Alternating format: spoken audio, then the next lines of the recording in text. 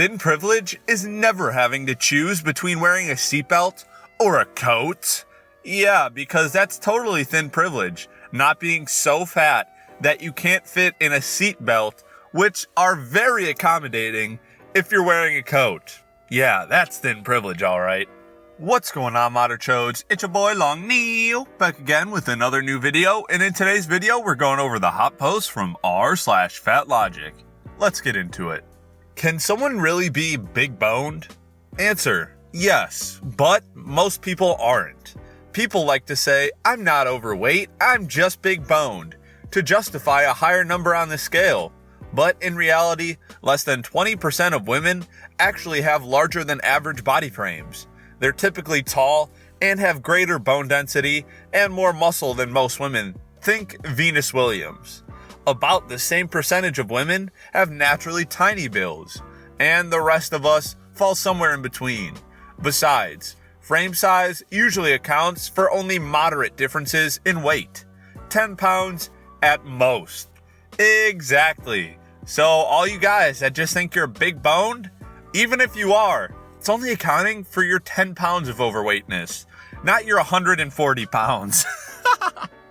You do look great, but I think saying proud to be skinny is harmful because it implies that skinny bodies are the best bodies. No, it doesn't. It does make sense that you'd be proud of a body you worked hard to get or maintain. And I understand pride in rejecting societal standards that say muscles/curves are attractive. But I know lots of fat NB people feel like androgynous beauty standards are hyper-focused on thinness. If your goal is androgyny, then being proud of being skinny is just being proud of conforming to the typical beauty standard. So you're saying I shouldn't be proud of what I am? Pride is a feeling. Feelings are subjective. Be proud of what you are and not of what you aren't. Yeah, buddy, people can be proud of being skinny, and it's not harmful to you in any way, shape, or form. If you get that butthurt over something as small as somebody else being proud of an accomplishment they made, I think you're projecting just a little bit. If you gained weight after discontinuing dieting and rigid food rules, then your body needed to gain weight. This is true at any size. Plain and simple. No.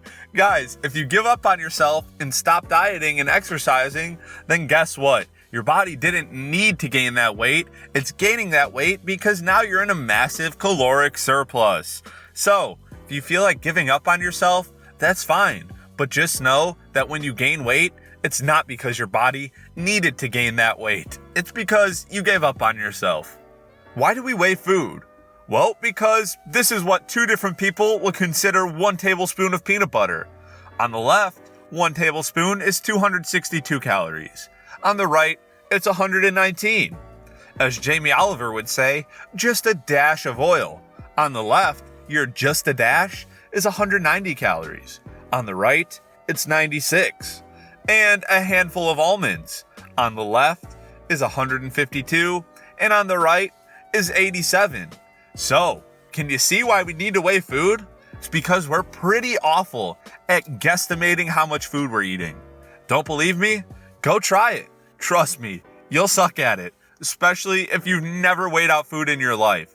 Like, seriously, if you're not losing weight, I urge you to track your calories painstakingly, ounce by ounce, gram by gram, and you'll realize how many more calories you think you were eating. But the idea that people just get fat from purely eating is outdated.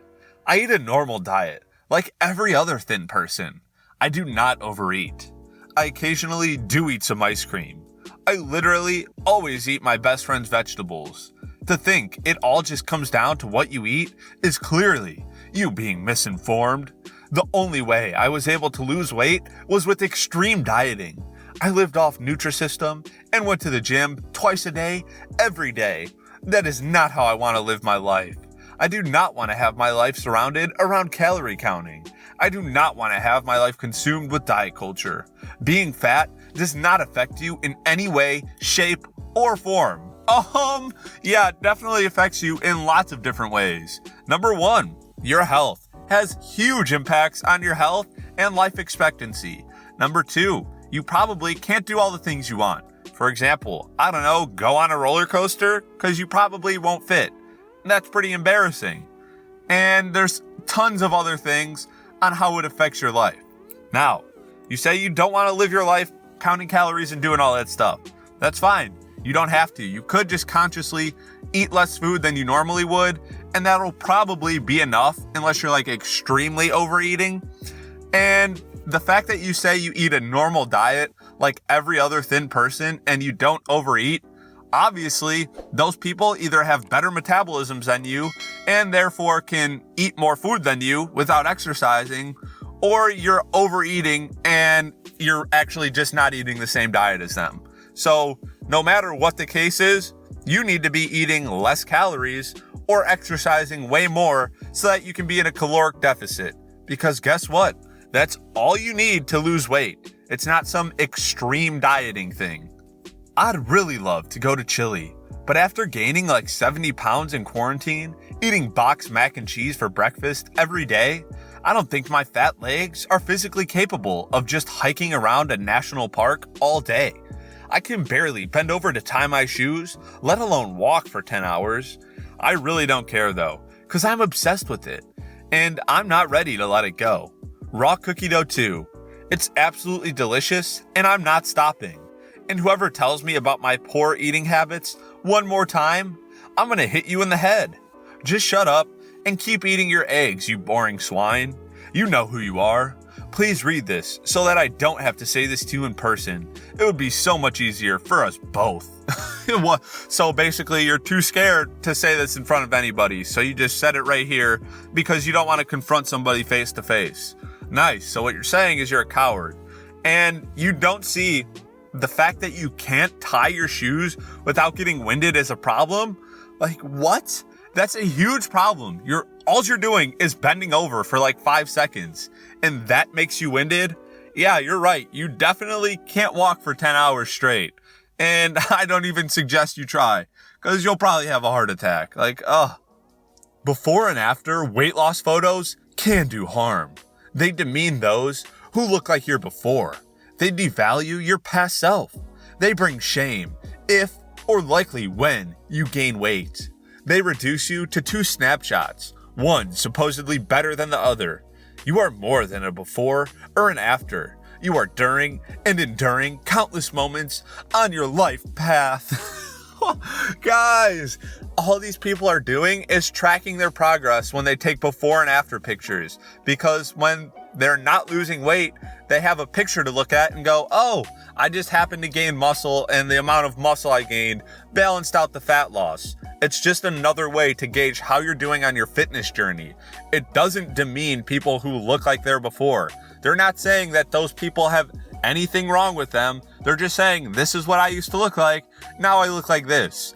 I'm happier this way. You don't have to be happier at my weight like I am, but that doesn't mean that they're demeaning you at all. I really dislike the term overweight. Over what weight? Over the weight that the oppressive paradigm of diet culture deems acceptable, or perhaps the weight that socially constructed beauty and thin ideals have dictated? I'm confused. Okay, so basically, overweight just means over the healthy weight for your size and stature. So, if you are overweight, it means you weigh more than you should. If you're 5 foot and you weigh 300 pounds, that's not normal. If you have to monitor every bite you eat, exercise obsessively, or suppress your hunger to maintain your current weight, maybe your body just isn't meant to be at that weight. Oh, you're right. I never even thought of this. We all should be 400 plus pounds, because why control your impulses when you could just eat yourself to the grave? Nice. All right, Modern Chodes, that's it for the hot post from r/FatLogic. If you enjoyed the video, please make sure to give it a big thumbs up. Don't forget to subscribe and turn on notifications. And of course, share this video with your friends. Till next time, peace.